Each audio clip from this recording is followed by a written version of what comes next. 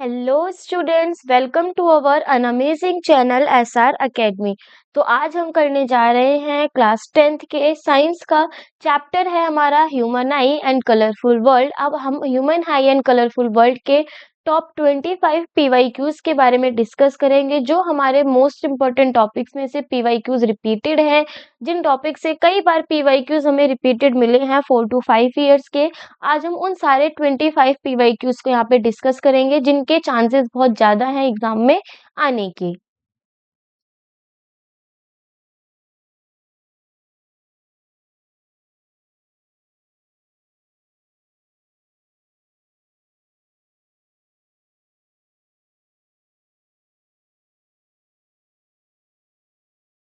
तो first question है हमारे पास, an old person is suffering from an eye defect caused by weakening of ciliary muscles. तो देखो, एक ओल्ड एज का पर्सन है, उसकी आईज में डिफेक्ट है, किसकी वजह से हुआ है? वो सिलियरी मसल्स की वीकनिंग की वजह से। And diminishing flexibility of eye lens, जो आई लेंस की फ्लेक्सिबिलिटी होती है वो भी वो डायमेंस हो चुकी है, मतलब कम के बराबर हो चुकी है। If the defect of vision is a, अब हमसे क्या बोला गया है? जो आई में डिफेक्ट है वो अगर ए है और जो हम लेंस यूज करेंगे वो अगर हमारा बी है, तो हमें बताना है कि ए और बी का नाम क्या है। तो देखो, जो ओल्ड एज के अंदर आई का डिफेक्ट होता है उसे हम क्या बोलते हैं?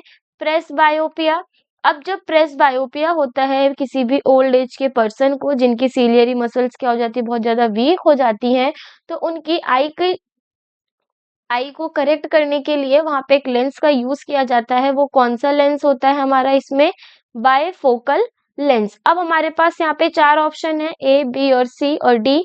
अब इसमें से हमें करेक्ट आंसर को टिक करना है। हम उस आंसर को टिक करेंगे जिसमें हमारा प्रेस बायोपिया और बायोफोकल लेंस लिखा होगा। तो ऑप्शन नंबर बी हमारा एक ऐसा ऑप्शन है जिसमें जो हमारी डिफेक्ट का नाम है प्रेस बायोपिया, और जो हम लेंस यूज करेंगे वो कौन सा लेंस है? Bifocal lens.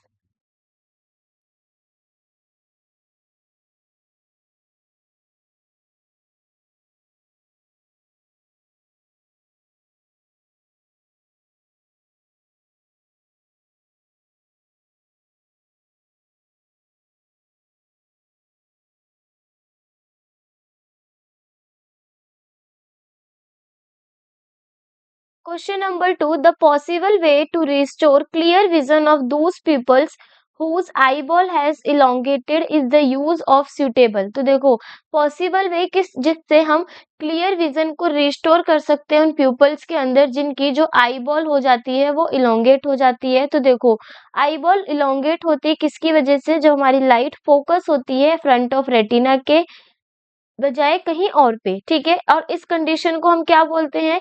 ये जो हमारी कंडीशन होती है, ये कंडीशन होती है हमारी मायोपिया के केस में, और जिसका दूसरा नाम क्या है? Near sightedness. यानी जब भी नियर साइटेडनेस का केस आएगा तो जो आईबॉल होगी वो कैसी हो जाएगी? इलोंगेट हो जाएगी। और मायोपिया को ठीक करने के लिए हम कौन से लेंस का यूज करते हैं? कॉनकेव लेंस का यूज करते हैं। तो जो पॉसिबल वे होगा जिससे हम उस पीपल की जो विजन है उसको क्लियर कर सके, उसके लिए हम कौन से लेंस का यूज करेंगे? ऑप्शन नंबर बी, यानी कॉनकेव लेंस का।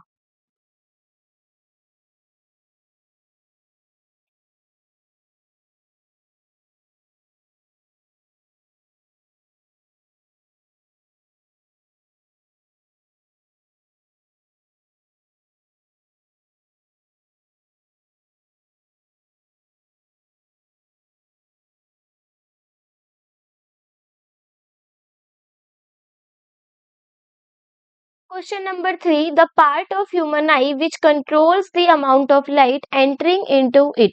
हमें यहाँ पे ह्यूमन आई के उस पार्ट को बताना है जो आई के अंदर आ रही अमाउंट ऑफ लाइट को क्या करता है? कंट्रोल करता है। तो ऑप्शन नंबर ए, यानी जो इरिस है, इरिस ह्यूमन आई का वो पार्ट है जो प्यूपिल की साइज को भी कंट्रोल करता है, साथ ही साथ ये उस टाइम पे भी रेगुलेट करता है कि कितनी अमाउंट ऑफ लाइट हमारी आई के अंदर क्या होनी चाहिए? एंटर होनी चाहिए। अब जो प्यूपिल की ओपनिंग है वो भी किसके थ्रू कंट्रोल हो रही है? हमारी इरिस के थ्रू कंट्रोल होती है।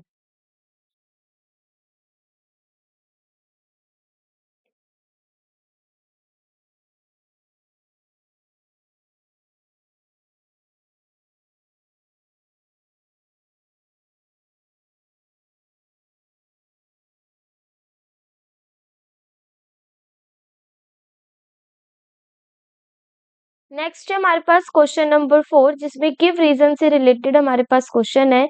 गिव रीजन में हमसे फर्स्ट बोला गया है the sky appears dark to passengers flying at very high altitude. तो जो हमारा स्काई है वो कैसा दिखता है, हमें डार्क दिखता है जब हमारे पैसेंजर्स जो है वो हाई एल्टीट्यूड पर फ्लाई कर रहे होते हैं। तो हमें इसका रीजन बताना है।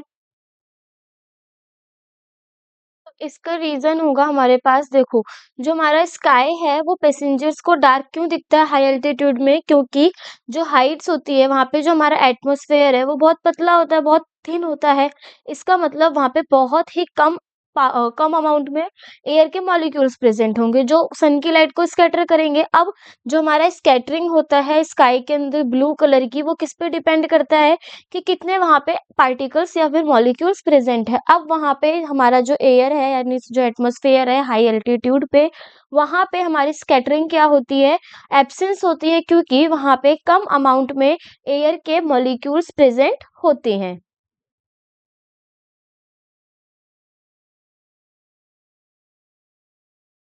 तो यहाँ पे हम एक फर्स्ट का आंसर लिखेंगे कि the sky appears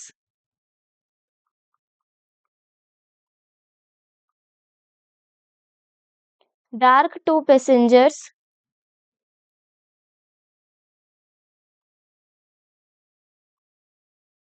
flying at very high altitude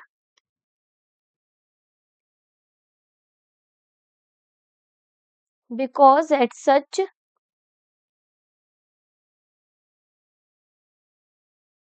heights the atmosphere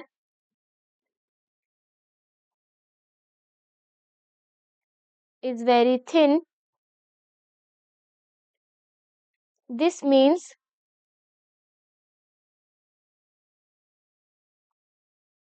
there are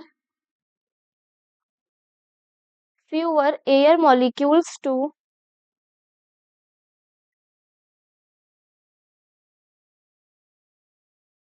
scatter sunlight.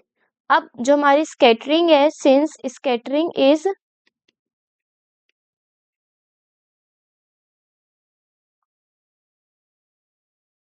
Responsible for the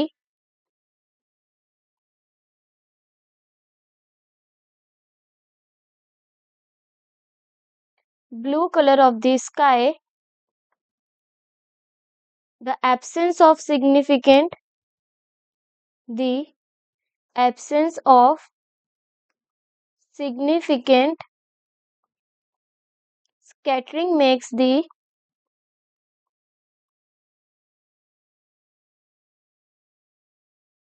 the sky appear dark. ठीक है, जिसकी वजह से हमारा स्काई कैसा दिखेगा, डार्क दिखेगा। अब सेकंड पार्ट में पूछा गया है danger signals light are red in colour. जो हमारे डेंजर के सिग्नल्स होते हैं वो रेड कलर के होते हैं, क्योंकि जो हमारा रेड लाइट होता है उसकी वेवलेंथ लॉन्ग होती है। पूरे स्पेक्ट्रम के अंदर स्पेक्ट्रम में कितने कलर होते हैं, 7। विबग्योर विबग्योर में जो रेड वाला पार्ट यानी रेड लाइट है उसकी वेवलेंथ बहुत लंबी होती है, बहुत लॉन्गेस्ट वेवलेंथ होती है। इसी लॉन्गेस्ट वेवलेंथ की वजह से वो एटमॉस्फेयर के अंदर स्मोक फॉग और डस्ट के पार्टिकल की वजह से ज्यादा अमाउंट में डेविएट क्या होती है, स्कैटर होती है। लीस्ट स्कैटर होने की वजह से ये जो रेड लाइट है वो बहुत दूर तक ट्रेवल करती है, ताकि हमें जो इजली डिस्टेंस क्या हो सके, विजिबल हो सके। तो यहाँ पे हम सेकंड का रीजन लिखेंगे कि danger signal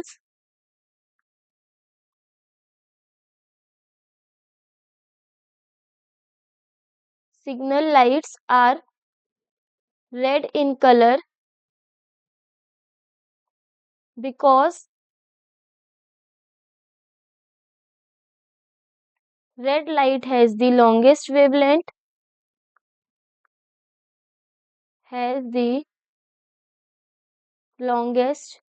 wavelength among all the colors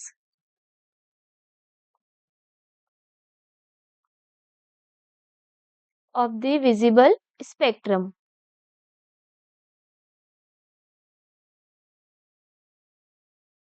Due to its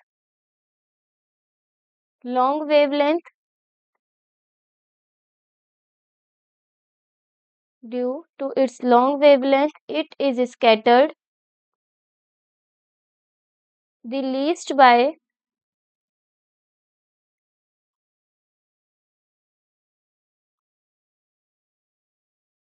atmospheric particles like smoke, fog, and dust. अब जो ये रेड लाइट है वो हमारी लीस्ट स्कैटर्ड होती है किसकी वजह से? स्मोक, फॉग और डस्ट की वजह से। And and this allows red light to travel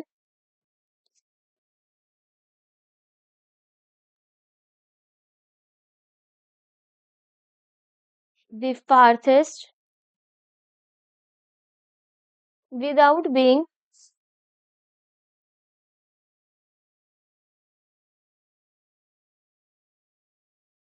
significantly scattered,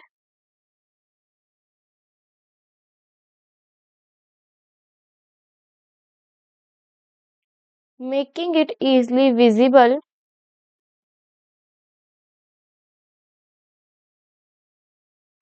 from a distance.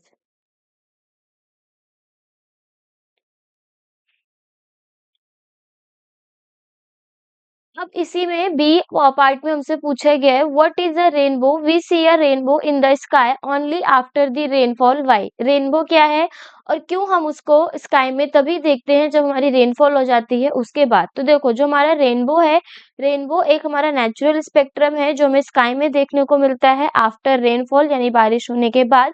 ये किसकी वजह से होता है? ये सनलाइट की डिस्पर्जन की वजह से होता है। जो भी वाटर के ड्रॉपलेट्स प्रेजेंट होते हैं एटमॉस्फेयर में उसकी वजह से।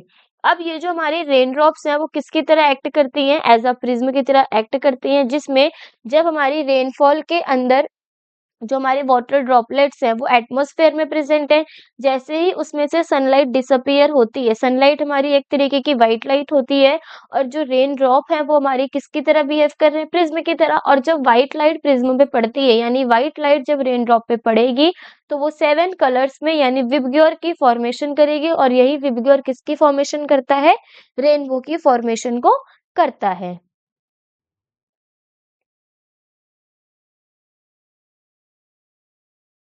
तो यहाँ पे हम रेनबो की डेफिनेशन लिखेंगे और वो किस तरीके से फॉर्म होता है उसके बारे में भी लिखेंगे कि अ rainbow is a natural spectrum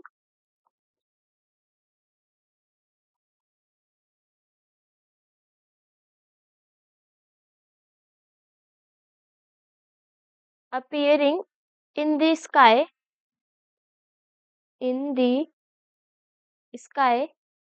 after a rain shower.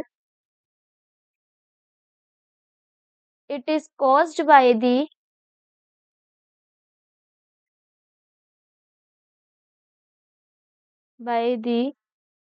dispersion of sunlight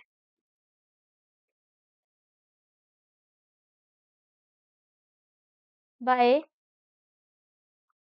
tiny water droplets which act as a which act as a prism. We see a rainbow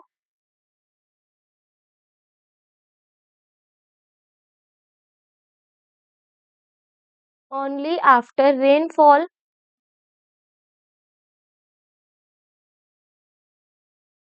because the water droplets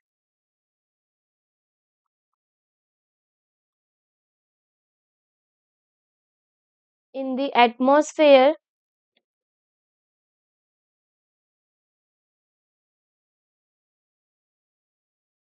are necessary to disperse the sunlight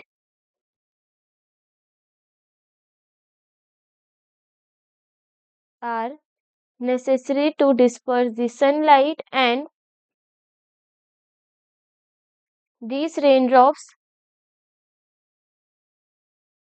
refract reflect and then again refract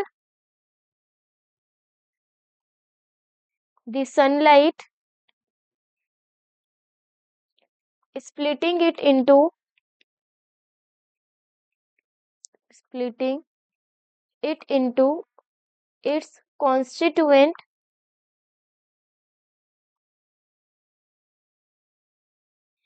colors and forming the rainbow। तो देखो अब rainbow में यहाँ पे मैंने 3 words लिखे हैं। वो 3 वर्ड्स कौन से हैं? Refract, reflect and again refract. अब इसमें होगा क्या देखो, ये मानो हमारी किसकी ड्रॉप है, ये एक रेन की ड्रॉप है।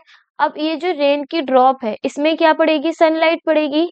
जैसे ही सनलाइट रेन ड्रॉप पे पड़ती है तो वो क्या करती है, बाहर के एटमॉस्फेयर से किसके अंदर एंटर करेगी, रेन ड्रॉप के अंदर, यानी मीडियम चेंज हुआ।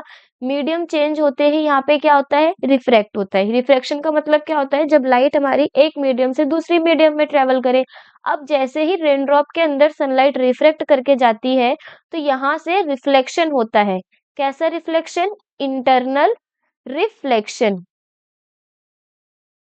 इंटरनल रिफ्लेक्शन होने के बाद ये लाइट दोबारा से रेन ड्रॉप के मीडियम से एटमॉस्फेयर के मीडियम में चेंज होकर आती है, यानी यहाँ पर भी क्या होगा, अगेन रिफ्रैक्शन। तो जब भी सनलाइट किसी भी रेन ड्रॉप में पड़ेगी तो पहले रिफ्रैक्शन होता है, इंटरनल रिफ्लेक्शन होता है एंड लास्ट में होगा हमारा अगेन रिफ्रैक्शन। तो ये जो 3 पॉइंट्स हैं कि रेन ड्रॉप में रेनबो फॉर्मेशन के टाइम पे कौन से 3 फिनोमिना होते हैं, तो उसको याद रखना है। पहले refraction, then internal reflection and last होगा हमारा इसमें अगेन रिफ्रैक्शन।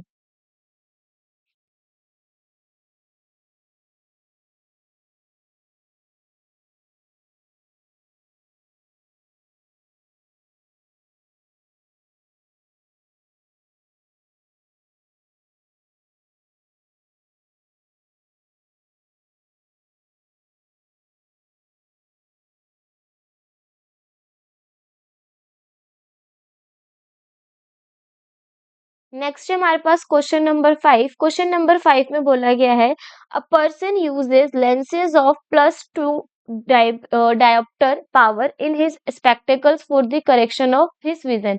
तो एक पर्सन है जिसके जो लेंस का पावर है वो कितना है, +2 डायोप्टर। अब हमें बताना है इसके ए पार्ट में कि वो जो लेंस स्पेक्टेकल्स का यूज कर रहा है उसको कौन सा डिफेक्ट है। Name the defect of vision the person is suffering from. तो एक चीज देखो कितना दे रखा है, प्लस का डायोप्टर। अब जहां पर भी हमारा कोई भी पावर किस में होती है, प्लस की फॉर्म में होती है, तो वहां पे हमारा वो कौन सा लेंस होता है, कन्वेक्स लेंस होता है। और कन्वेक्स लेंस कौन से डिफेक्ट के लिए यूज किया जाता है, हाइपरमेट्रोपिया के लिए। यानी इस पर्सन को क्या हो रखा है, हाइपरमेट्रोपिया हो रखा है। और हाइपरमेट्रोपिया का दूसरा नाम क्या है, वो है फार साइटेडनेस। नेक्स्ट है हमारे पास list 2 causes of this defect. दो डिफेक्ट होने के कॉज बताने हैं, तो ये हमें एग्जैक्ट जैसे एनसीईआरटी में हमें बताया गया था वैसे ही याद करेंगे कि जब हमारा हाइपरमेट्रोपिया होता है किसी भी पर्सन को, तो उस कंडीशन में जो उसकी फोकल लेंथ होती है आई लेंस की, वो बहुत ज्यादा बड़ी हो जाती है और जो आई बॉल है वो क्या हो जाता है, छोटा हो जाता है।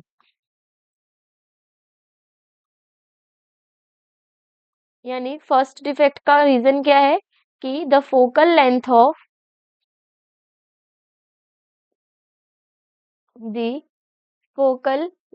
Of the eye lens is too long.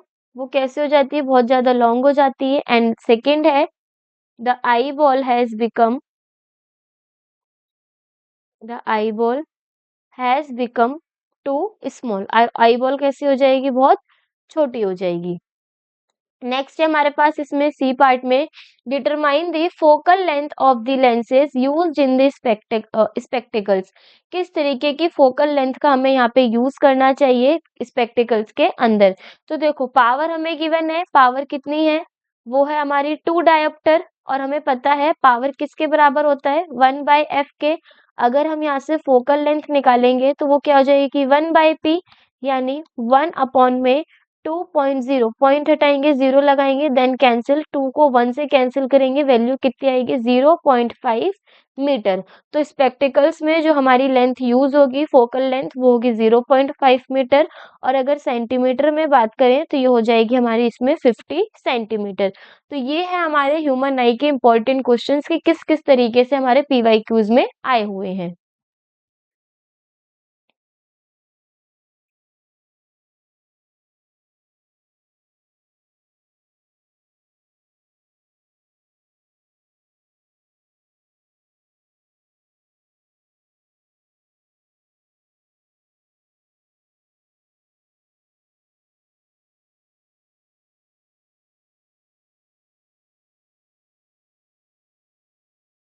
Question number 6, a person uses lenses of power 0.5 dioptre. देखो सेम क्वेश्चन है, बस यहाँ पे क्या कर दिया है, उसकी पावर को चेंज कर दिया गया है। तो अब हमारे पास पावर कितनी है, माइनस का 0.5। अब इसमें माइनस क्या इंडिकेट करता है, माइनस ये इंडिकेट करता है कि उस स्पेक्टिकल के अंदर कौन से लेंस का यूज हुआ है। तो वो हो गया हमारा कॉनकेव लेंस।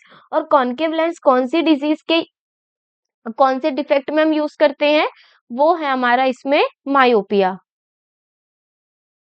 और मायोपिया का दूसरा नाम क्या है, वो है नियर साइटेडनेस। ठीक है। अब ये नियर साइटेडनेस होने के दो कारण क्या है, किस किस वजह से होता है। तो पहला क्या है, पहला ये है कि जो आई लेंस का कर्वेचर है वो बढ़ जाता है, और दूसरा ये है कि जो आई बॉल है वो इलोंगेट हो जाती है, यानी लेंस से लेके जो रेटिना के बीच का डिफरेंस है वो बढ़ जाएगा।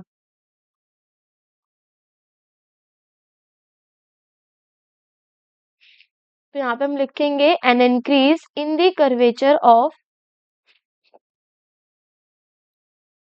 In the curvature of the eye lens. And second क्या है, वो है the elongation of,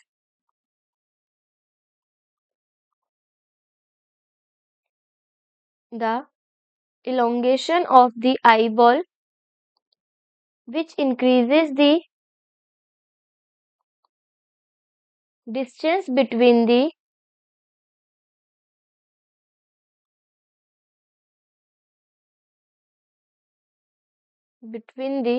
lens and the retina। Retina और लेंस के बीच के डिस्टेंस को भी बढ़ जाता है, इसकी वजह से भी मायोपिया होती है। अब हमें क्या डिटरमाइन करना है, फोकल लेंथ को, और हमारे पास पावर कितनी है। अगर पावर है हमारी इसमें माइनस का 0.5, और हमें पता है पावर किसके बराबर होता है, 1/f के। तो f किसके बराबर हो जाएगा, 1/p के, यानी 1/0.5। जब हम 1/0.5 करेंगे देन ये हो जाएगा हमारा 10/5। कैंसिल करेंगे तो फोकल लेंथ कितनी आएगी, माइनस का 2 metre.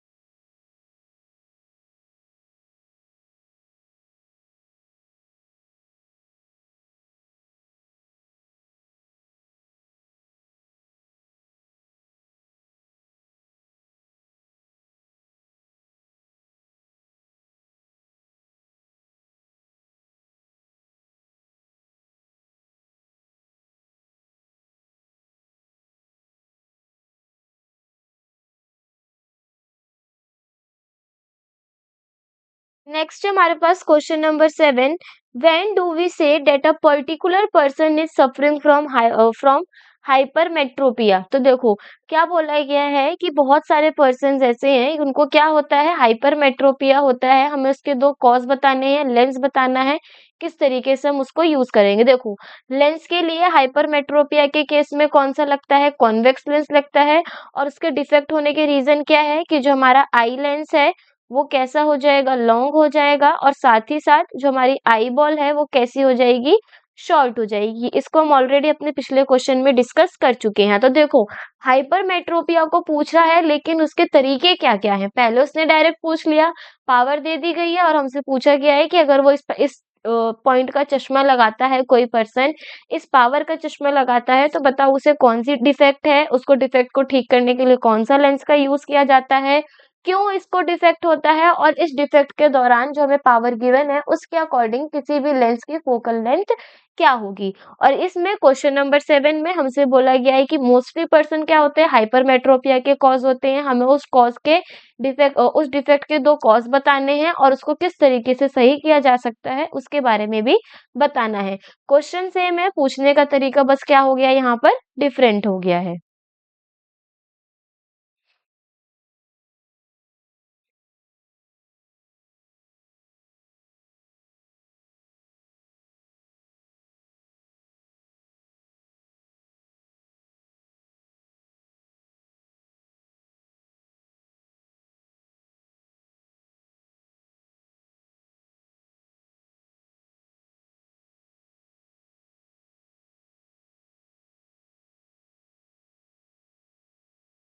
Question number 8, study the diagram given below and answer the questions that follow. देखो हमें यहाँ पे डायग्राम गिवन है, उस डायग्राम को देखते हुए हमें यहाँ पे आंसर्स देने हैं।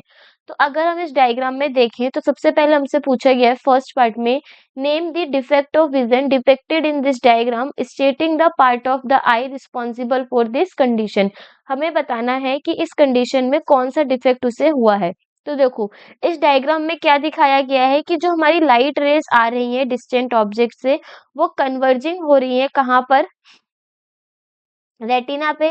इंस्टेड ऑफ रेटिना, रेटिना की जगह पे रेटिना के आगे। And this defect is a myopia और शॉर्ट साइटेडनेस।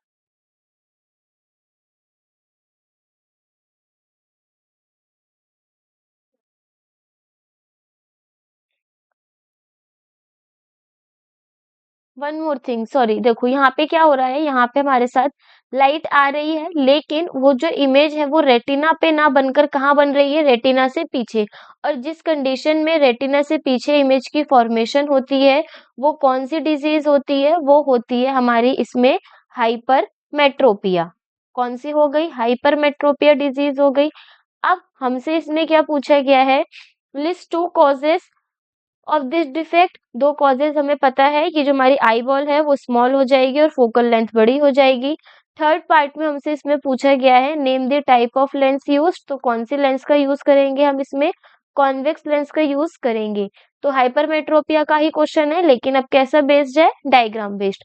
तो जो ह्यूमन आई के क्वेश्चन है वो डायरेक्ट भी पूछे जा सकते हैं और इस तरीके से डायग्राम का भी दे सकते हैं। अब अगर हम इसमें बात करें कॉन्वेक्स लेंस की, तो कॉन्वेक्स लेंस हमारा यूज कहाँ होगा, देखो जब हम यहाँ पर अपने कॉन्वेक्स लेंस को लगाते हैं, तो कॉन्वेक्स लेंस लगाने की वजह से क्या होगा, जो हमारी रेटिना से पीछे इमेज बन रही थी वो और ज्यादा हमारी कन्वर्ज होंगी और कन्वर्ज होकर कहाँ बनने स्टार्ट हो जाएगी, रेटिना पर बनने स्टार्ट हो जाएगी।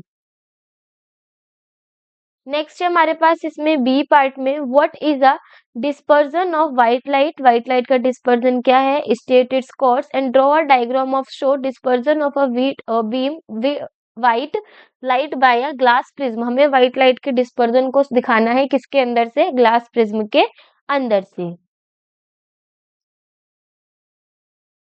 तो देखो व्हाइट लाइट क्या है, व्हाइट लाइट में होता क्या है, जब हमारी व्हाइट लाइट डिस्पर्स करती है, तो डिस्पर्स करना मतलब फैलती है, जब किसी भी वो प्रिज्म से टकराती है तो कितने कलर्स में, 7 कलर्स में। वो 7 कलर्स कौन से हैं हमारे, विबग्योर। तो यहाँ पे हम लिखेंगे बी पार्ट का आंसर कि dispersion of white light,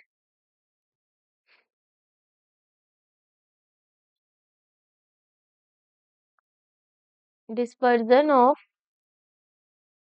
white light is the phenomenon of, is the phenomenon of splitting white light into its constituent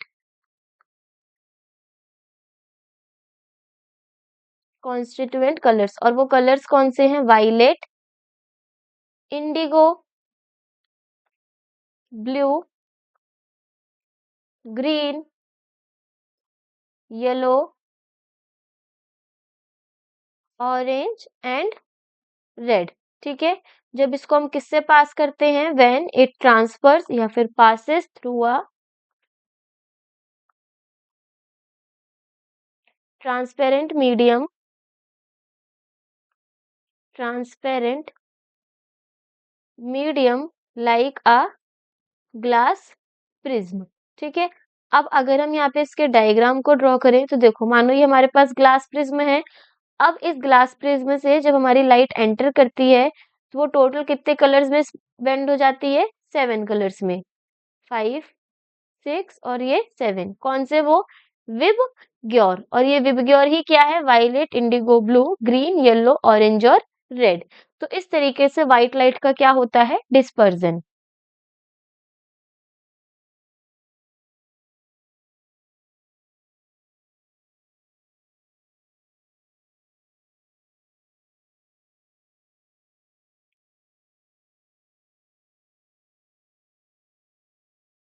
next question number 9, observe the following diagram and answer the question following it. देखो हमारे पास again यहाँ पे एक diagram given है। अब इस diagram में अगर हम ध्यान से देखें तो यहाँ पे हमें क्या देखने को मिलेगा कि जो इमेज है वो रेटिना पे ना बन के कहाँ बन रही है, रेटिना से आगे।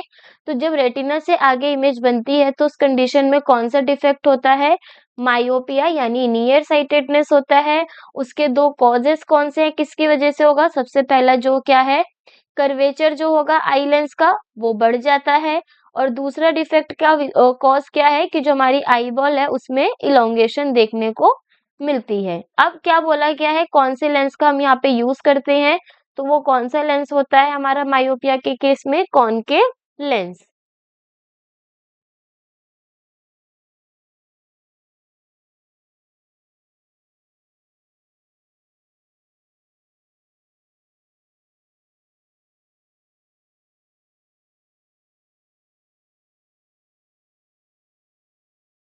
Question number 10, right the function of each of the following parts of the human आई। हमारे पास ह्यूमन आई के यहाँ पे कुछ पार्ट्स लिखे हैं और हमें उनका क्या लिखना है, फंक्शन लिखना है। तो फर्स्ट हमारे पास क्या है इसमें, कॉर्निया। कॉर्निया का फंक्शन क्या है, ये एक हमारा ट्रांसपेरेंट डोम शेप का स्ट्रक्चर होता है जो फ्रंट ऑफ द आई पे प्रेजेंट होता है, जो आई के अंदर आ रही लाइट को रिफ्रेक्ट करता है। तो यहाँ पे हम फर्स्ट का आंसर लिखेंगे, कॉर्निया का फंक्शन यानी वो क्या होगा, a transparent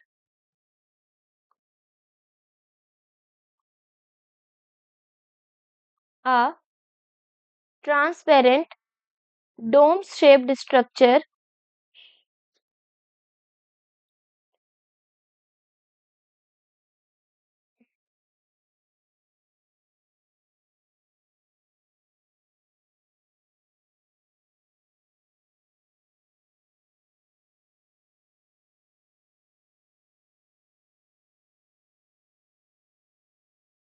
eight the front of eye that refracts light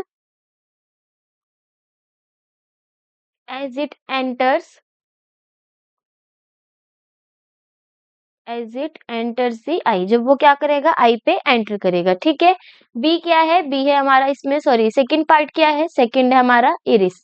iris का फंक्शन क्या है, इरिस एक हमारा कलर्ड स्ट्रक्चर होता है जिसमें मस्कुलर डायफ्राम प्रेजेंट होता है, जो आई के अंदर आ रही लाइट के अमाउंट को एंटर करता है, साइज के जो प्यूपिल का साइज है उसको कंट्रोल करते हुए। तो यहाँ लिखेंगे हम iris a coloured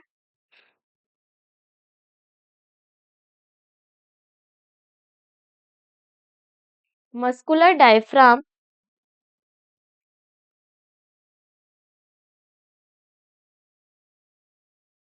that regulates the amount of light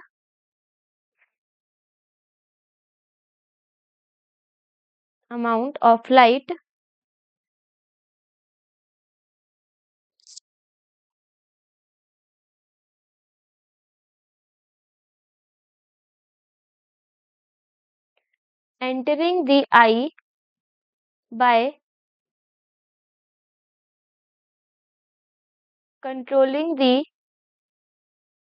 size of the pupil।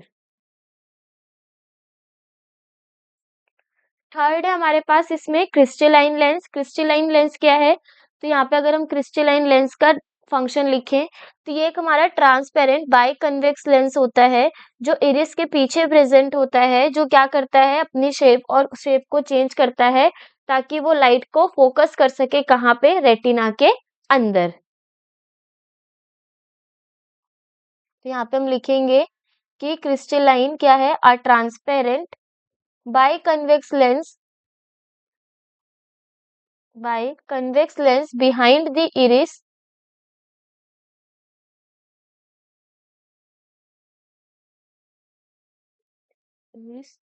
that changes shape to focus light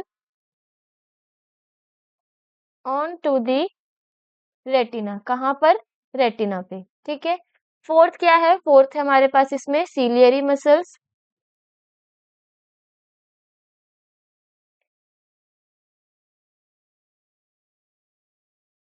तो सीलियरी मसल्स का क्या फंक्शंस है? ये मसल्स क्या करती हैं? क्रिस्टलाइन की शेप को कंट्रोल करती हैं और फोकस करेंगी जितनी भी आई के अंदर आ रही ऑब्जेक्ट्स को डिफरेंट डिफरेंट लेंथ्स पे, डिस्टेंस पे। Muscles that control the shape of the crystalline lens, जो क्रिस्टलाइन लेंस की शेप को क्या करता है? कंट्रोल करता है। बी पार्ट में पूछा गया है why does the sun appear reddish early in the morning? Will this phenomena be observed as an astronaut on the moon? Give a reason to your justify an answer. तो देखो यहाँ पे हमसे बोला गया है कि जो हमारा सन है वो कैसा दिखता है, हमें रेडिश अपीयर होता है मॉर्निंग में। क्या ये फिनोमिना एस्ट्रोनॉट मून पे ऑब्जर्व कर सकते हैं? हमें रीजन देकर देते हुए अपने आंसर को क्या करना है? जस्टिफाई करना है। तो होगा क्या, देखो सनराइज की कंडीशन में जो हमारा सन है वो होरिजोन के, जो अर्थ का होरिजोन है उसके नियर बाय में लोकेटेड होता है। अब जैसे जैसे लाइट ट्रेवल करती है लॉन्ग डिस्टेंस पे अर्थ के एटमॉस्फेयर, तो वहां पर प्रेजेंट एटमॉस्फेयर के जो पार्टिकल्स है उनकी वेवलेंथ क्या होती है? ब्लू लाइट के सिमिलर होती है। लेकिन जैसे ही हमारा सनलाइट फॉल करता है एटमॉस्फेयर पे, तो जो हमारा ब्लू लाइट है वो स्कैटर होता है इस एटमॉस्फेरिक पार्टिकल्स की वजह से। देन लाइट जो है वो अर्थ पे रीच करती है कैसे? रेड की फॉर्म में। जो रेड लाइट है इस वजह से हमारी आंखों में पड़ती है और जो हमारा सन है सराउंडिंग में वो हमें कैसा दिखता है? रेडिश दिखता है। अब बोला गया है कि क्या ये सेम फिनोमिना एस्ट्रोनॉट मून पर ऑब्जर्व कर सकते हैं? तो इसका आंसर है नो, कि सेम फिनोमिना हमारा मून पर एग्जिस्ट नहीं करता है, क्योंकि वहां पे हमारे पास एटमॉस्फेयर प्रेजेंट नहीं है। तो अगर एटमॉस्फेयर नहीं प्रेजेंट है तो लाइट की स्कैटरिंग नहीं होगी। तो यहाँ पे हम इस बी का भी आंसर लिखेंगे।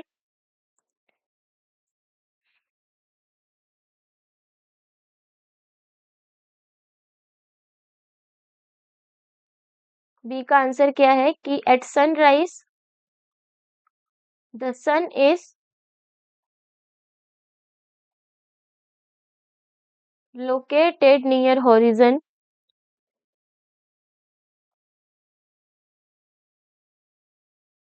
of earth and hence light travel a long distance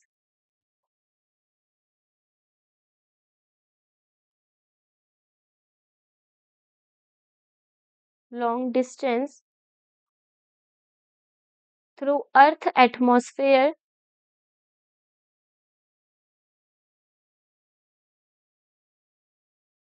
and the suspended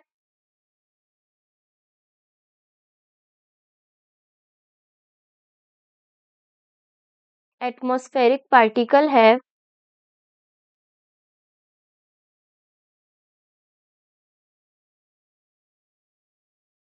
wavelength similar to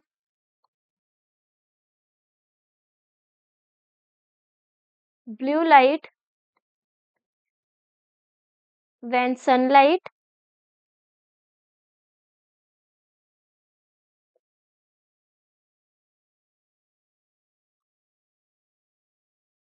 falls on atmosphere. The blue light is scattered out by this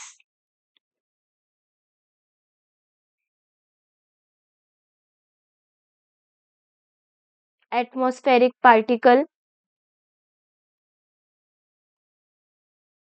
The light reaches earth is predominantly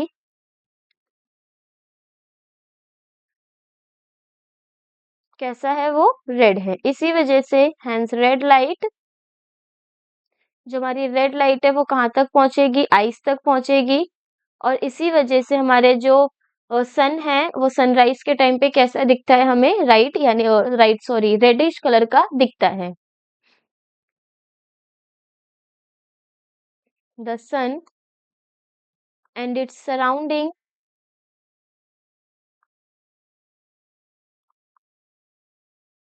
appear reddish. अब बोला गया है कि क्या moon पे भी वो phenomena हमें दिखेगा? तो यहाँ पे लिखेंगे no, same phenomenon will not occur, will not occur on moon as there is no atmospheric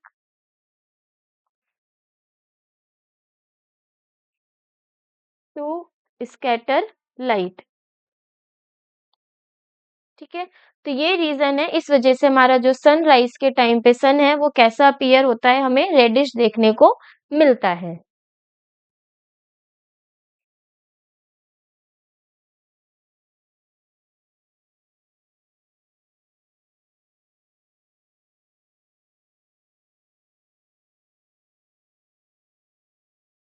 question number 11 है हमारे पास, जिसके ए पार्ट में बोला गया है, with the help of diagram explain Isaac Newton experiment that lead to the idea that the sunlight is made up of 7 colours. तो हमें यहाँ पे बोला गया है कि हमें आइजैक न्यूटन के एक्सपेरिमेंट का डायग्राम बनाना है और ये शो करना है कि किस तरीके से जो आइजैक न्यूटन थे उन्होंने ये शो किया था कि जो हमारा सनलाइट है वो किससे मिलके बना है, 7 कलर्स से मिलके बना है। तो देखो जो हमारे आइजैक न्यूटन थे वो फर्स्ट पर्सन थे जिन्होंने ग्लास प्रिज्म का यूज करके स्पेक्ट्रम बनाया था सनलाइट का। न्यूटन जो थे वो ट्राई कर रहे थे जो हमारा सनलाइट का स्पेक्ट्रम है उसको स्प्लिट करने का व्हाइट लाइट से। फिर उन्होंने क्या करा, सेम उसी के जैसे आइडेंटिकल प्रिज्म लेकर आए, लेकिन उन्होंने अब क्या करा, उस प्रिज्म को सिंपल स्ट्रेट ना रख के किस फॉर्म में रखा, इन्वर्टेड पोजीशन में रखा। तो हुआ क्या, जो हमारी व्हाइट लाइट थी, देखो ये हमारी क्या है, प्रिज्म है, प्रिज्म से व्हाइट लाइट आई, व्हाइट लाइट आते ही इसमें हमारा ये 2 कलर 7 कलर्स में डेविएट हो गया। स्टार्टिंग में हो गया हमारे पास इसमें रेड, देन वायलेट। उन्होंने क्या करा, फिर एक इन्वर्टेड प्रिज्म को यहाँ पे अटैच किया। इन्वर्टेड प्रिज्म को अटैच करने से क्या हुआ, जो हमारी ये लाइट थी वो दोबारा इस प्रिज्म से अपोजिट होकर के किस फॉर्म में ही निकल गई, व्हाइट लाइट की फॉर्म में ही निकल गई। तो इससे ये पता चला कि जो हमारा सन लाइट है वो कितने कलर से मिलके बना है, 7 कलर से मिलकर के बना है। बी में हमसे पूछा गया है, what is atmospheric refraction, list 2 natural phenomena based on atmospheric refraction. हमें क्या बताना है कि एटमॉस्फेरिक रिफ्रैक्शन क्या होता है और उसके 2 नेचुरल फिनोमिना को। तो यहाँ पे हम देखेंगे सबसे पहले एटमॉस्फेरिक रिफ्रैक्शन की डेफिनेशन। तो जो हमारा एटमॉस्फेरिक रिफ्रैक्शन होता है ये होता है कि हमारा लाइट अर्थ एटमॉस्फेयर में कितने एंगल से या कैसे बॉन्ड हो रही है।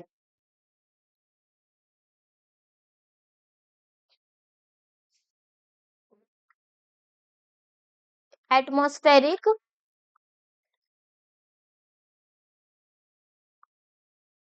Refraction is the bending of light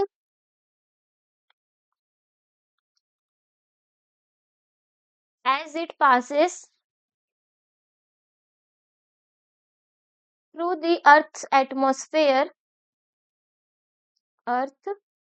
atmosphere due to variations in air and density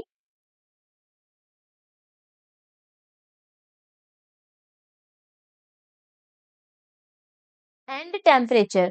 तो जो हमारा एटमॉस्फेरिक रिफ्रैक्शन है इसमें लाइट की बेंडिंग होती है अर्थ के एटमॉस्फेयर के अंदर, किसकी वजह से, एयर के कंटेंट की वेरिएशन की वजह से, डेंसिटी की वजह से और टेम्परेचर की वजह से।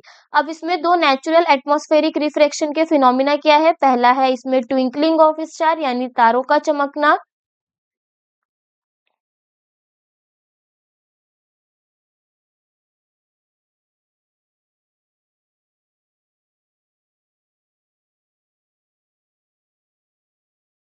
सेकंड है advance sunrise and delayed sunset. मतलब जो हमारा सनराइज है वो 2 मिनट्स पहले क्यों होता है और जो सनसेट है उसके 2 मिनट बाद तक भी हमें क्यों जो सन की अपीयरेंस है वो देखने को मिलती है।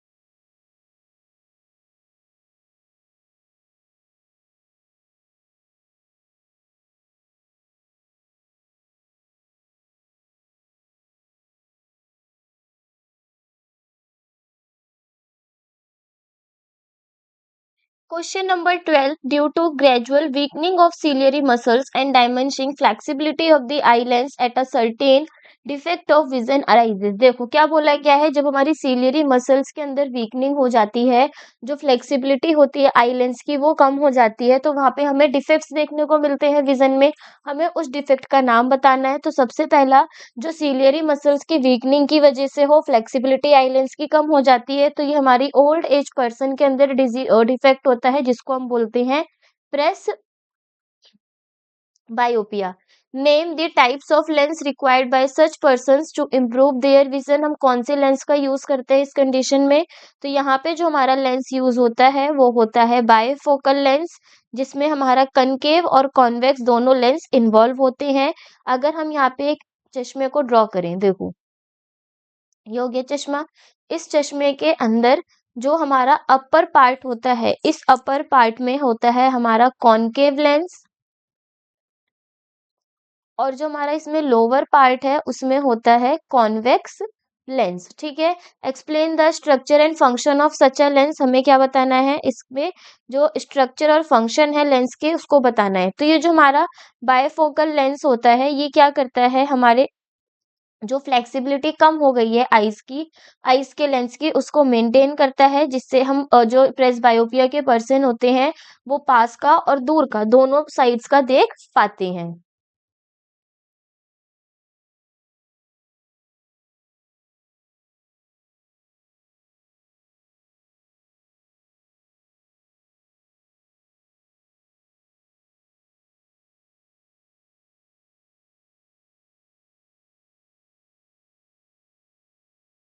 Question number 13. The stars appear higher from the horizon than they are. Explain why it is. देखो हमसे बोला गया है कि जो हमारा स्टार है वो हमें ऊंचा ऊंचा दिखाई देता है या फिर बहुत ऊपर लेवल पे दिखाई देता है, हाइट पे। इसका रीजन क्या है? अपनी पोजीशन से ऊंचा क्यों दिखाई देता है, किसकी वजह से? सबसे पहले यहाँ पे हमारा कौन सा फिनोमिना होता है, वो है एटमॉस्फेरिक रिफ्रैक्शन। तो जो हमारा एटमॉस्फेरिक रिफ्रैक्शन है उसकी वजह से हमें स्टार अपने एक्चुअल पोजीशन पे देखने को नहीं मिलता। अब जो एपरेंट पोजीशन होती है स्टार की वो उसके एक्चुअल पोजीशन से बहुत ज्यादा दूर होती है, बहुत ज्यादा हायर हाइट पर होती है, क्योंकि वहां पे बेंडिंग होती है लाइट रेज की जो भी हमारे अर्थ के एटमॉस्फेयर से आती है, और इसको हम बोलते हैं एटमॉस्फेरिक रिफ्रैक्शन। अब जो हमारी लाइट आएगी स्टार के पास वो ट्रेवल होकर के आएगी एक स्ट्रेट लाइन पे, जब तक वो एटमॉस्फेयर के अंदर एंटर नहीं करेगी। जैसे ही हमारी लाइट पास होगी बहुत सारी लेयर्स के बीच में एयर के, तो वहां पे उसे हर बार अलग अलग डेंसिटीज देखने को मिलेगी, और वो कंटिन्यूअसली क्या होने लगेंगी, बेंड होने लगेगी नॉर्मल की तरफ। और जो हमारा वहां पे एक एटमॉस्फेयर है वो लेंस की तरह बिहेव करता है, जो सारी लाइट रेस को कर्व करता है, और कर्व करके वो हमारी कहाँ पे आती है, आइस पर पहुंचती है। यानी यहाँ पर क्या हो रहा है, बेंडिंग ऑफ लाइट की वजह से हमें एटमॉस्फेरिक रिफ्रैक्शन की वजह से स्टार्स जो हैं अपने एक्चुअल पोजीशंस में नहीं दिखते हैं। तो यहाँ पे हम इसका आंसर लिखेंगे पूरा, वो क्या है कि light from a distant star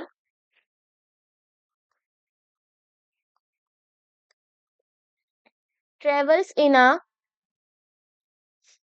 straight line until it enters the atmosphere. जब तक वो कहा ना एंटर कर जाए एटमॉस्फेयर पे तब तक वो किस लाइन में ट्रेवल करेगा, एक स्ट्रेट लाइन में। जैसे ही हमारी as the light passes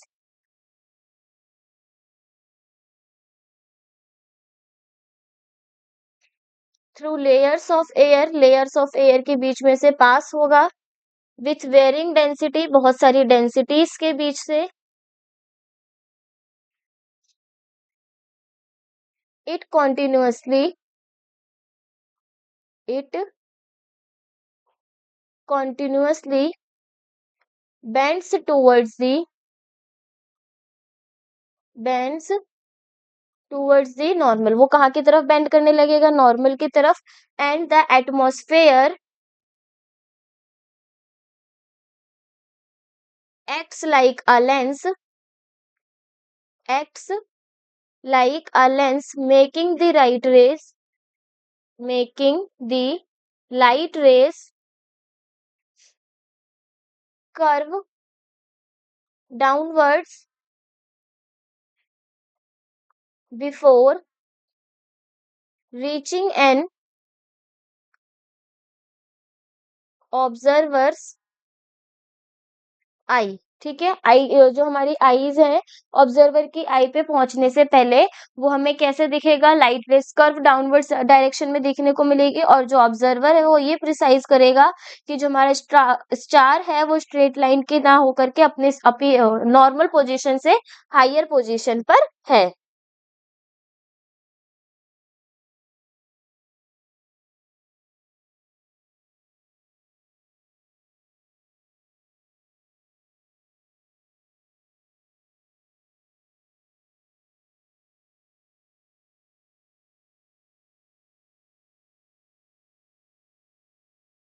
question number 14, define the term power of accommodation of human आई।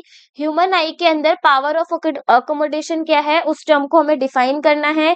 फिर हमें नेम बताने हैं जो हमारे मेजर रोल प्ले करते हैं किसमें, अकोमोडेशन में। देन एक्सप्लेन करना है कि क्या होगा अगर ह्यूमन आई फोकस करेगी नियर बाय ऑब्जेक्ट्स पे या फिर डिस्टेंट ऑब्जेक्ट्स पे। तो सबसे पहले हम पावर ऑफ अकोमोडेशन की डेफिनेशन लिखेंगे।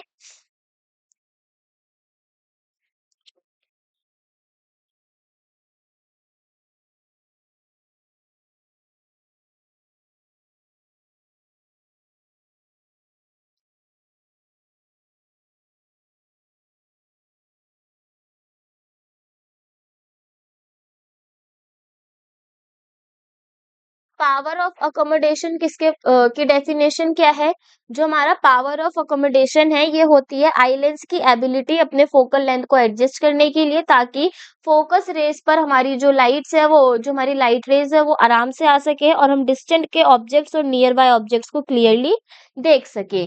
ठीक है, इसी को हम क्या बोलते हैं, पावर ऑफ अकोमोडेशन बोलते हैं आई की।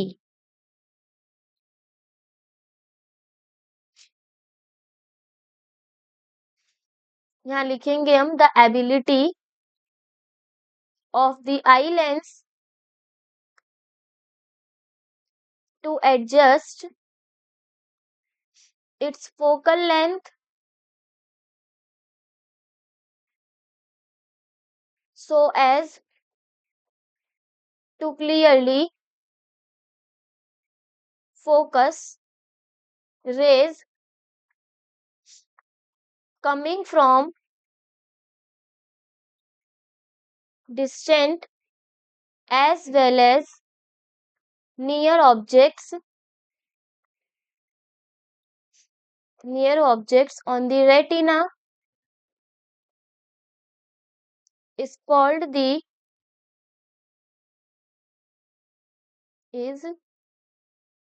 the power of accommodation of the eye। ठीक है, अब बोला गया है हमें नाम बताना है कि पावर ऑफ अकोमोडेशन के लिए कौन मेजर रोल प्ले करता है।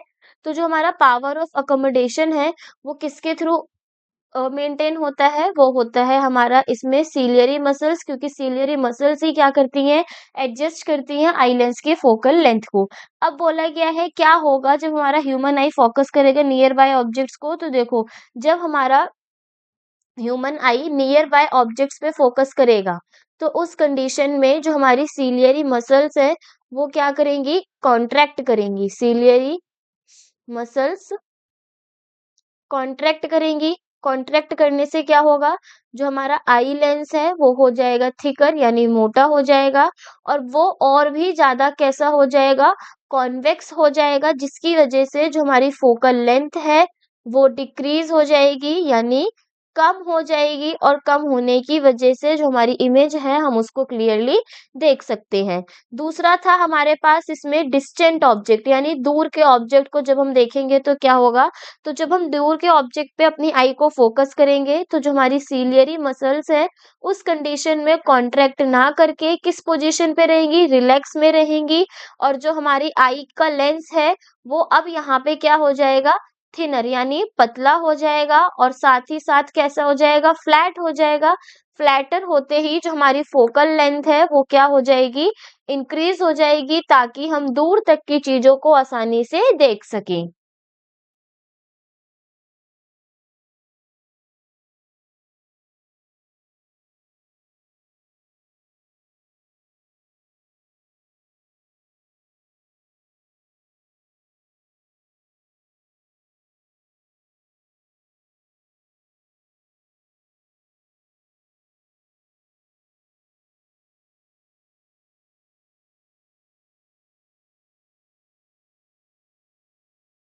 Question number 15, which when a beam of white light passes through a region having very fine dust particle, जब हम व्हाइट लाइट को पास करेंगे एक ऐसे रीजन से जहाँ पे बहुत छोटे छोटे डस्ट के पार्टिकल होंगे, the colour of light mainly secreted in that region ही, तो हमारा वहां पे कौन सा कलर मेनली सिक्रेट होगा, वो होगा हमारा उस कंडीशन में ब्लू कलर। ठीक है, ब्लू कलर क्यों, क्योंकि जो हमारा स्कैटरिंग होती है लाइट की वो बहुत छोटे छोटे फाइन पार्टिकल्स के थ्रू होती है, जिसको हम रे लाई स्कैटरिंग भी बोलते हैं। यानी जो हमारी स्कैटरिंग होगी इस कंडीशन में उसको हम क्या बोलेंगे, रे लाई स्कैटरिंग, क्योंकि ऐसे स्कैटरिंग हमारी फाइन पार्टिकल्स की मदद से होती है।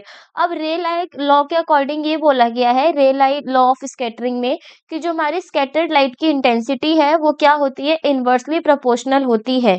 ये चीज हमने चैप्टर में पढ़ी थी कि जो हमारी रे लाइट्स होती है या फिर इंटेंसिटी ऑफ लाइट बोली जाए,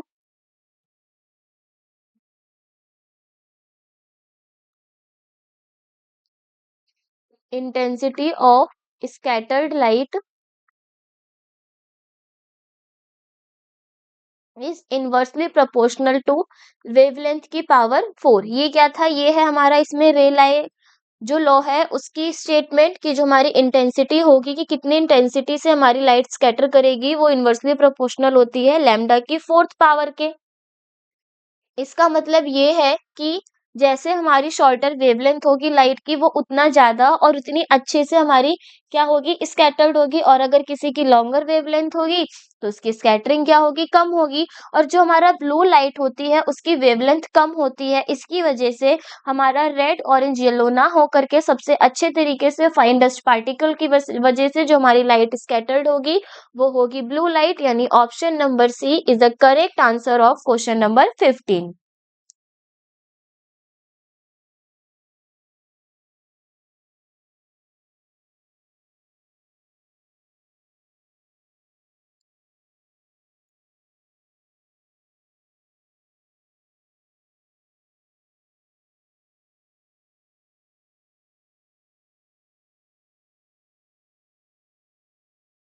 नेक्स्ट है हमारे पास question number 16, most of the reflection for the light ray enters the eyes occurs at, जो हमारी लाइट रेस की रिफ्लेक्शन रिफ्रैक्शन होती है वो हमारी आईज पे कौन से पोर्शन पे आकर सबसे ज्यादा रिफ्लेक्ट करती है, इरिस पर नहीं होती, पिपल पे नहीं होती, क्योंकि देखो जो हमारा आउटर सरफेस होता है कॉर्निया का उस पे हमारी जितनी भी लाइट रेज हैं वो आती हैं, उनके अंदर क्या देखने को मिलेगा, रिफ्रैक्शन। क्योंकि जो कॉर्निया है वो आई की सबसे बाहर की लेयर होती है, ये बहुत क्लियर होती है, डोम शेप्ड स्ट्रक्चर होता है, यानी दिस वन अगर जैसे हम एक आई को ड्रॉ करें तो आई के अंदर ये जो हमारा कर्व है यही हमारा क्या कहलाता है, कॉर्निया कहलाता है। ठीक है, अब जैसे ही लाइट हमारी आईज के अंदर एंटर करती है सबसे पहले वो कॉर्निया से पास होती है, देन वो फोकस होगी रिफ्रैक्शन के प्रोसेस के बाद लेंस के अंदर। इस वजह से जो हमारी लाइट रेज हैं वो सबसे ज्यादा किसके थ्रू रिफ्रैक्ट होंगी, आउटर सरफेस ऑफ कॉर्निया के थ्रू।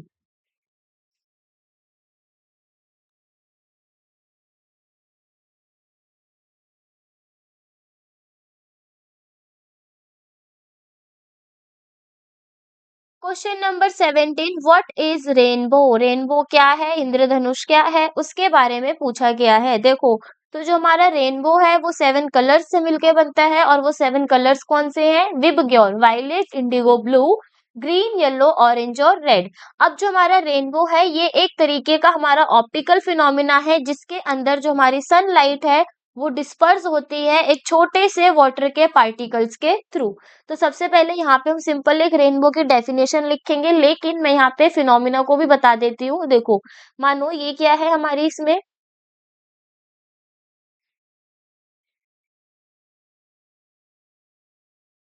ये है हमारा टिनी पार्टिकल किसका, वाटर का। अब हम यहाँ पे बनाएंगे सूरज को, this one.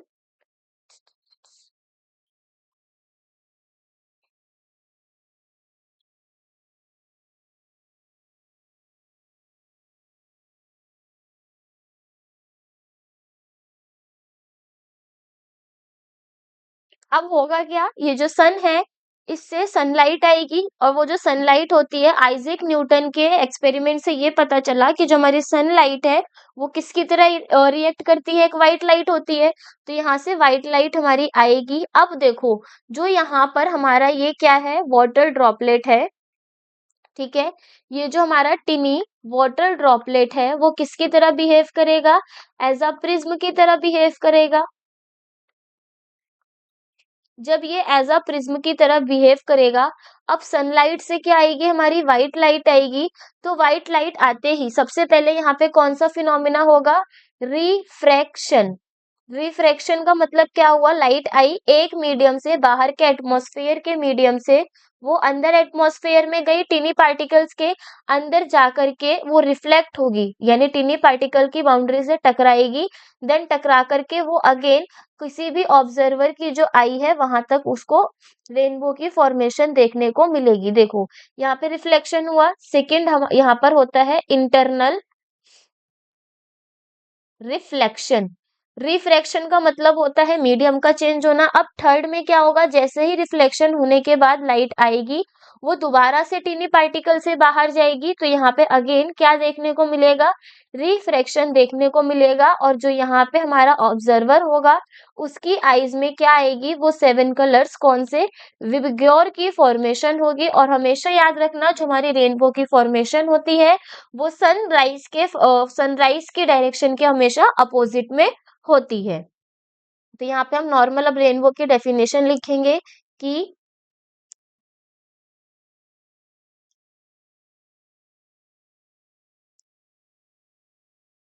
A rainbow is an optical phenomenon caused by the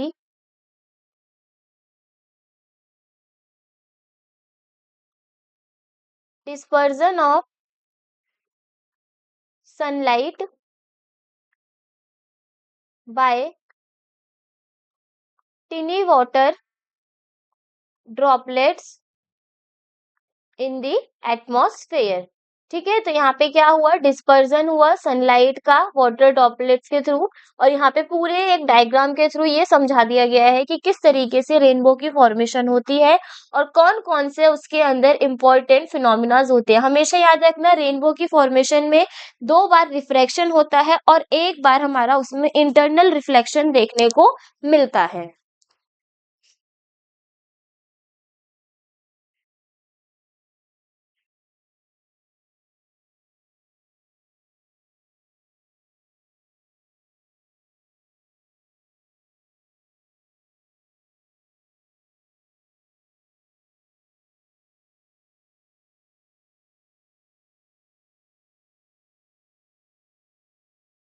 Question number 18, which of the following statement is not true for the scattering of light। हमें बताना है स्कैटरिंग ऑफ लाइट के फिनोमिना से रिलेटेड हमारे पास ऐसी कौन सी statement है इसमें जो ट्रू नहीं है।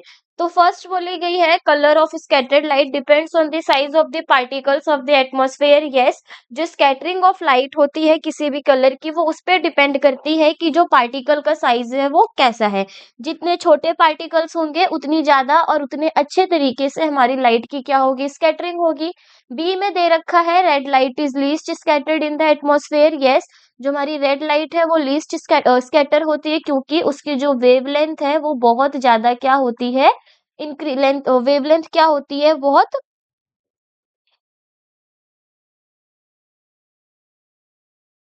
लॉन्गेस्ट होती है।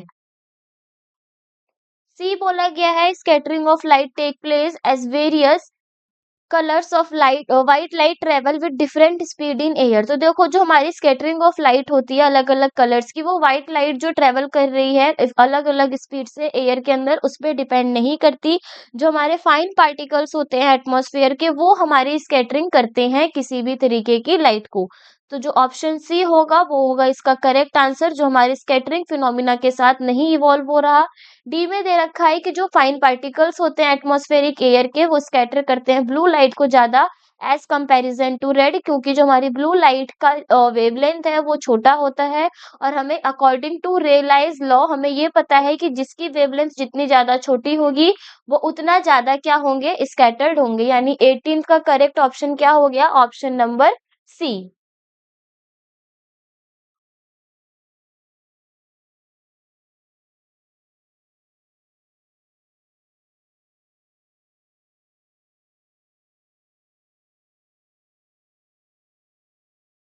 Question number 19, what is the Tyndall effect shown by the colloidal particles. क्या हो तो कैसे हमारा जो टिंडल इफेक्ट है वो शो होता है कोलॉइडल पार्टिकल्स से, हमें ये बताना है। और 4 इंसिडेंट्स बताने हैं जिससे हम टिंडल इफेक्ट को ऑब्जर्व करते हैं। तो देखो जो हमारे कोलॉइडल पार्टिकल्स है वो टिंडल इफेक्ट शो करते हैं बिकॉज इनका जो साइज होता है इतना लार्ज होता है कि वो आसानी से लाइट को स्कैटर कर सकते हैं। तो यहाँ पे हम लिखेंगे colloidal particles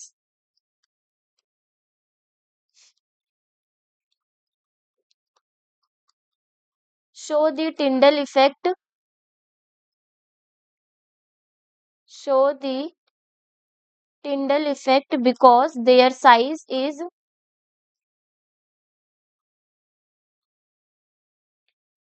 large enough to scatter light effectively। ठीक है, अब हमें चार और से इंस्टेंस बताने हैं जहाँ पे हम टिंडल इफेक्ट को ऑब्जर्व करते हैं। तो पहला है smoky light, path of light, smoky room और डस्टी इन्वायरमेंट, यानी the path light in a smoky room और डस्टी एनवायरनमेंट। सेकंड है हमारा इसमें जब सनलाइट पास होती है किसी भी canopy of a dense forest से,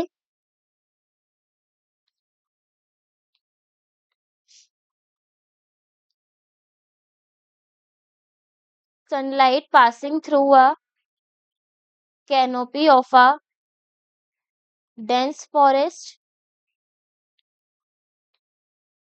थर्ड है हमारे पास the visibility of the light beam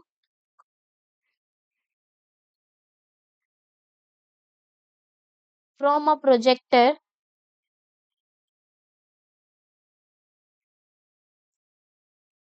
in a dark.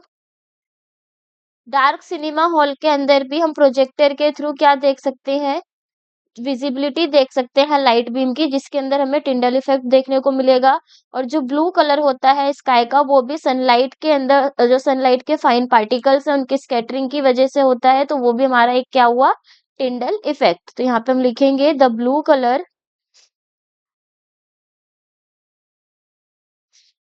Of the sky which is due to the scattering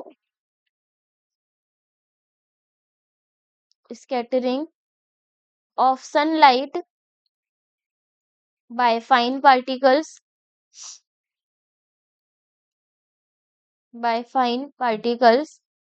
and air molecules in the atmosphere. तो यहाँ पे हुआ हमारा टिंडल इफेक्ट भी फिनिश, और उससे रिलेटेड जो हमें इंस्टेंसेस देखने को मिलेंगे वो भी हमने यहाँ पे मेंशन कर दिए।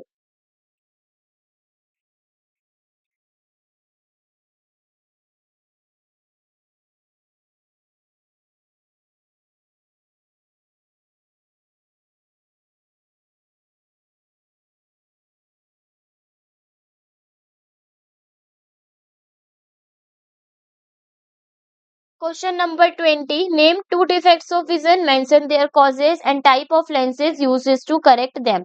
तो देखो हम यहाँ पे अगर दो डिफेक्ट ऑफ विजन की बात करें तो एक हो गया हमारा इसमें मायोपिया और दूसरा हो गया इसमें हमारा हाइपरमेट्रोपिया। अब मायोपिया को हम क्या बोलते हैं, नियर साइटेडनेस भी बोलते हैं, यानी इसमें हमें नियर का तो दिखेगा लेकिन हमें फार का नहीं दिखेगा यानी दूर का। और जो हाइपरमेट्रोपिया है उसको हम बोलते हैं फार साइटेडनेस, यानी इसमें हमें दूर का दिखेगा, पास का नहीं दिखेगा। मायोपिया के कंडीशन में हम कौन से लेंस का यूज करते हैं, कॉनकेव लेंस का यूज करते हैं, और हाइपरमेट्रोपिया के केस में हम कॉन्वेक्स लेंस का यूज करते हैं। अब अगर हम मायोपिया के कॉज बताएं, मायोपिया तब होती है जब हमारी आई बॉल है वो लॉन्ग हो जाती है, आई लेंस ज्यादा कर्वेचर हो जाता है। और वहीं अगर हम हाइपरमेट्रोपिया की बात करें तो हाइपरमेट्रोपिया में हमारी जो आई बॉल है वो शॉर्ट हो जाती है, जो आई लेंस है वो हल्का सा क्या हो जाता है, उसका जो कन्वर्जिंग पावर है वो कम हो जाता है। हम क्योंकि मायोपिया और हाइपरमेट्रोपिया से रिलेटेड काफी क्वेश्चंस को डिस्कस कर चुके हैं तो यहाँ पे हम सिर्फ उन दोनों डिफेक्ट्स के नाम को पढ़ेंगे, वो किस तरीके से कॉज होते हैं उनको, और उनके लेंसेज के बारे में। थ्योरेटिकल हम इसका ज्यादा आंसर नहीं लिखेंगे क्योंकि हम ऑलरेडी कुछ क्वेश्चंस में इनको कर चुके हैं। अब बस हमें यहाँ पे ये नोटिस करना है कि सेम क्वेश्चन को उसने कितने डिफरेंट डिफरेंट तरीके से पीवाईक्यूज के अंदर यानी प्रीवियस ईयर में पूछा गया है।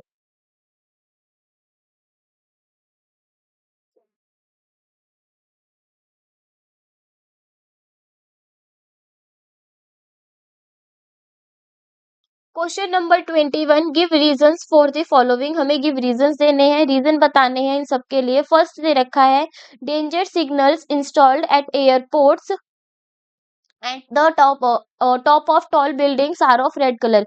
क्यों हमारे जो डेंजर्स के सिग्नल्स होते हैं वो रेड कलर के होते हैं, तो देखो जो हमारी रेड कलर होता है उसकी जो वेवलेंथ है वो बहुत लॉन्गेस्ट होती है, जो स्पेक्ट्रम में विजिबल होती है। इसका मतलब ये बहुत दूर तक डिस्टेंस तक ट्रेवल कर सकती है, किसी भी फॉग के अंदर से, स्मोक रेन के अंदर से, एटमॉस्फेरिकल पार्टिकल्स के अंदर से। इसी वजह से जो हमारी डेंजर के सिग्नल है वो किस तरीके से बनाए जाते हैं, रेड कलर के बने होते हैं। तो ए का आंसर हम लिखेंगे because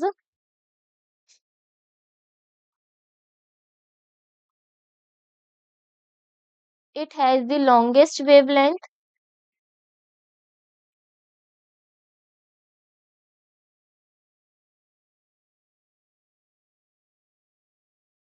in the visible spectrum।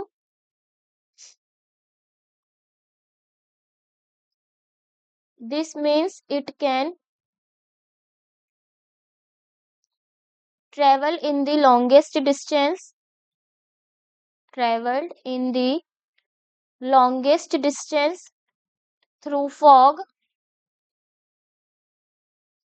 smoke, rain, and other atmospheric particles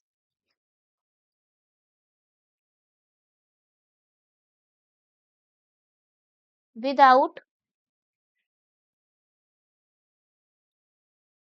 without significant scattering, making it visible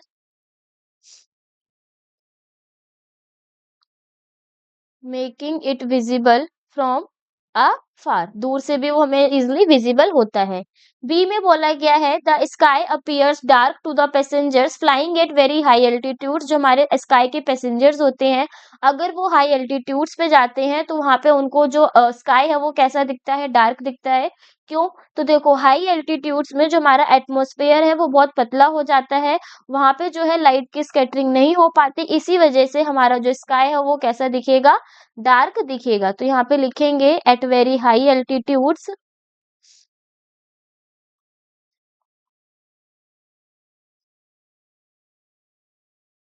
the atmosphere is the atmosphere is very thin and the scattering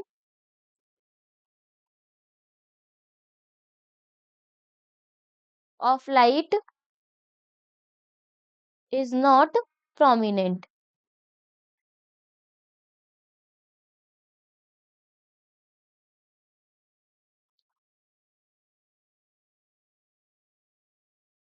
C part में बोला गया है the path of a beam of light passing through a colloidal solution is visible. जो हमारी beam of light का path है वो हमें इजीली विजिबल होता है किसके अंदर से, कोलोइडल सॉल्यूशन के अंदर से। क्यों? क्योंकि जो कोलोइडल पार्टिकल्स होते हैं वो बहुत लार्ज होते हैं और वो इतने इनफ होते हैं कि वो आसानी से स्कैटरिंग कर सके। तो यहाँ पे हम लिखेंगे सी में कि the colloidal particles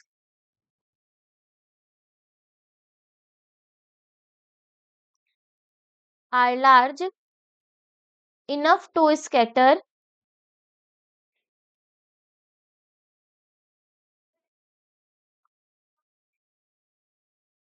light falling on them। ठीक है, then the scattering of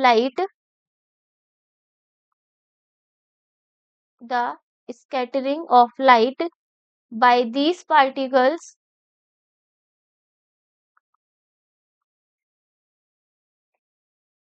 makes the path of the light visible of the light beam visible। This phenomenon is known as the is known as the Tyndall effect. ठीक है, और इस phenomena को हम क्या बोलते हैं? टिंडल इफेक्ट बोलते हैं।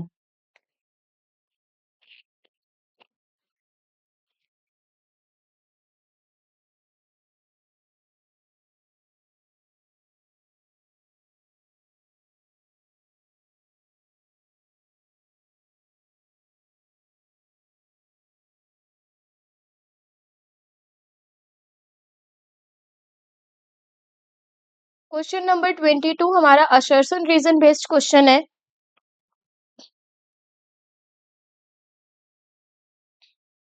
जिसमें असर्शन में बोला गया है sky appears blue in the day time. जो हमारा स्काई है वो डे टाइम पे कैसा अपीयर होता है? ब्लू अपीयर होता है। और रीजन में हमें दे रखा है कि white light is composed of 7 colours. जो हमारी व्हाइट लाइट है वो क्या है? वो उसमें सारे 7 कलर से मिल करके बनी होती है। तो देखो जो हमारा ए है यानी असर्शन है वो तो ट्रू है कि दिन के टाइम पे जो हमारा स्काई है वो हमें ब्लू दिखता है, और जो रीजन है वो भी हमारा ट्रू है कि एक व्हाइट लाइट के अंदर 7 कलर्स प्रेजेंट होते हैं। लेकिन यहाँ पे हमारा जो स्काई ब्लू है वो व्हाइट लाइट की वजह से नहीं है, वो स्काई के अंदर एटमॉस्फेयर में प्रेजेंट स्कैटरिंग ऑफ पार्टिकल्स की वजह से है। जो उसके अंदर टिनी पार्टिकल्स प्रेजेंट होते हैं उनकी वजह से हमारा जो स्काई है वो ब्लू देखने को मिलता है। और इस व्हाइट लाइट के अंदर जो 7 कलर्स हैं उसमें जो ब्लू की वेवलेंथ है वो बहुत कम होती है, और जिसकी वेवलेंथ बहुत कम होती है वो ज्यादा दूर तक ज्यादा स्कैटर्ड होता है। तो जो हमारा असर्शन और रीजन है वो दोनों ट्रू है, यानी A and R true, but R is not correct explanation of A. यानी इसका करेक्ट ऑप्शन क्या होगा? Option number B.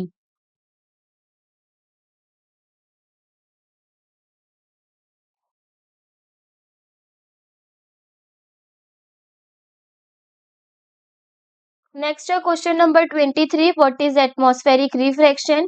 Briefly explain why does the apparent position of star appear different from its true position? तो देखो atmospheric refraction हम समझते हैं जिसमें हमारी क्या होती है? बेंडिंग होती है लाइट की किधर की तरफ? नॉर्मल्स की तरफ। वो भी इसकी वजह से जो हमारी लाइट है वो डिफरेंट डिफरेंट अर्थ के एटमॉस्फेयर पे एंटर करती है, जहाँ पे उसको different density, different air content और साथ ही साथ टेम्परेचर देखने को मिलता है। और जो हमारी स्टार की पोजीशन है वो अपने अब ट्रू पोजीशन से हमें अलग एपरेंट पोजीशन पे क्यों देखने को मिलती है? तो उसका रीजन भी एटमॉस्फेरिक रिफ्रैक्शन ही है। तो ये दोनों क्वेश्चन जो हैं हम ऑलरेडी डिस्कस कर चुके हैं, बस यहाँ पे उसको डिफरेंट तरीके से पूछा गया है।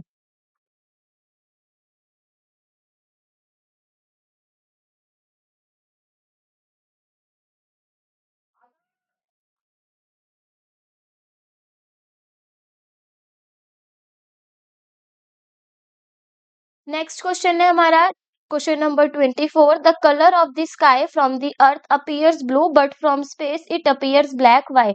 जो हमारा स्काई का कलर है वो एटमॉस्फेयर अर्थ पर कैसे दिखता है, ब्लू दिखता है, लेकिन वही अगर हम स्पेस से देखें तो वो हमें ब्लैक दिखता है। इसका रीजन ये है कि ब्लू दिखने में हमारी जो है स्कैटरिंग होती है एटमॉस्फेयर की, किसकी वजह से, सनलाइट की वजह से, लेकिन स्पेस के अंदर हमारा कोई एटमॉस्फेयर प्रेजेंट नहीं होता। इस वजह से वहां पे लाइट की स्कैटरिंग नहीं हो पाती है और वो हमें कैसा दिखता है, ब्लैक दिखता है। तो यहाँ पे हम रीजन लिखेंगे कि the sky appears blue from earth due to atmospheric scattering of sunlight while from space it appears black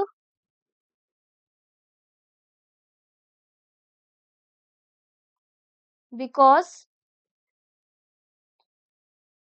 there is no atmosphere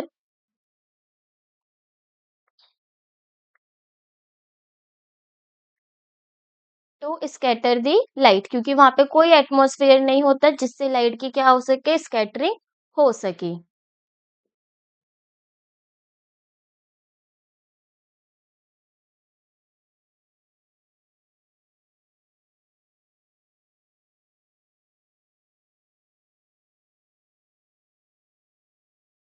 last question हमारा आज के लेक्चर का क्वेश्चन नंबर 25, जिसमें बोला गया है define the term dispersion of white light. White light के dispersion को हमें डिफाइन करना है, फिर हमें बताना है कि कौन सा कलर जो है वो मोस्ट डेविएट होगा और कौन सा हमारा लीस्ट डेविएट होगा। तो सबसे पहले अगर हम यहाँ पे डिस्पर्जन ऑफ व्हाइट लाइट की बात करें, उसकी डेफिनेशन की बात करें, तो यहाँ पे हम लिखेंगे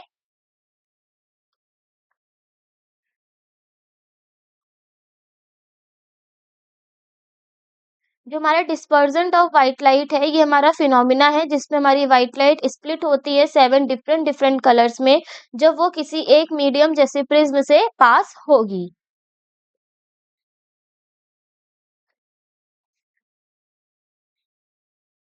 तो यहाँ पे हम लिखेंगे dispersion of white light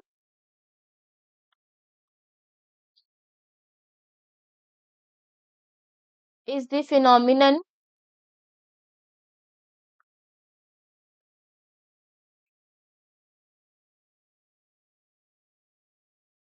of splitting of white light into its 7 constituent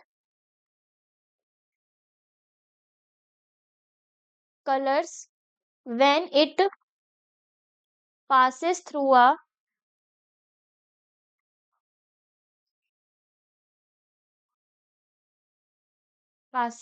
a transparent medium like a glass prism।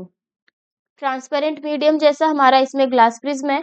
अब इसमें बोला गया है मोस्ट डेविएट, तो जो मोस्ट डेविएट कलर है, मोस्ट बेंड कलर है, वो हो जाएगा इसमें वायलेट, और जो हमारा लीस्ट डेविएट है या लीस्ट बेंड कलर है वो हो जाएगा हमारा इसमें रेड।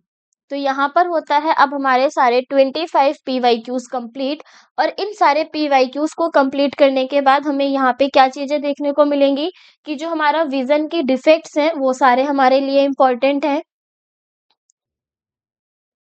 साथ में जो भी हमारे पास यहाँ पे एटमॉस्फेरिक रिफ्रैक्शन से रिलेटेड एग्जांपल्स हैं कि हमारा जो ट्विंकलिंग ऑफ स्टार हो गया, सनराइज सनसेट वाले क्वेश्चंस हो गए, हमारा जो स्काई है वो ब्लू क्यों दिखता है, टिंडल इफेक्ट क्या हो गया, white light dispersion, Isaac Newton ने जो हमारा एक्सपेरिमेंट किया था वो प्रिज्म के थ्रू किस तरीके से हमारे वहां पे व्हाइट लाइट जो है वो स्प्लिट हो रही थी, ये सारे जो इम्पोर्टेंट टॉपिक्स हैं वो हमसे कई बार पूछे गए हैं। लेकिन एक चीज और इसमें याद रखना कि जो ह्यूमन आई वाला ये चैप्टर है, इसके अंदर जो डिफेक्ट्स ऑफ विजन के क्वेश्चन है, जैसे मायोपिया हो गया, हाइपरमेट्रोपिया हो गया, प्रेस बायोपिया, इनको किस तरीके से ठीक किया जाता है, कौन सा इसमें लेंस का यूज होता है, इन डिफेक्ट्स में क्या प्रॉब्लम्स आती है आईज के अंदर, ये सब चीजें हमें पता होनी चाहिए क्योंकि इसमें हमने अभी तक 4 से 5 क्वेश्चन ऐसे किए हैं जिसमें डिफेक्ट ऑफ विजन से रिलेटेड क्वेश्चन है, लेकिन हर क्वेश्चन में उसका पूछने का तरीका क्या था, अलग था। और साथ ही साथ रेनबो का कॉन्सेप्ट अच्छे से क्लियर होना चाहिए कि रेनबो के अंदर वो 3 फिनोमिना कौन से होते हैं, वो कौन से थे, डबल बार रिफ्लेक्शन, 2 बार रिफ्रैक्शन हो रहा था और एक इंटरनल रिफ्लेक्शन। तो यहाँ पर हम करते हैं अपने आज के लेक्चर को फिनिश, जिसमें हमने अपने ह्यूमन आई के सारे कॉन्सेप्ट्स को कंप्लीट किया और उसके सारे पीवाईक्यूज को भी यहाँ पर डिस्कस कर चुके हैं।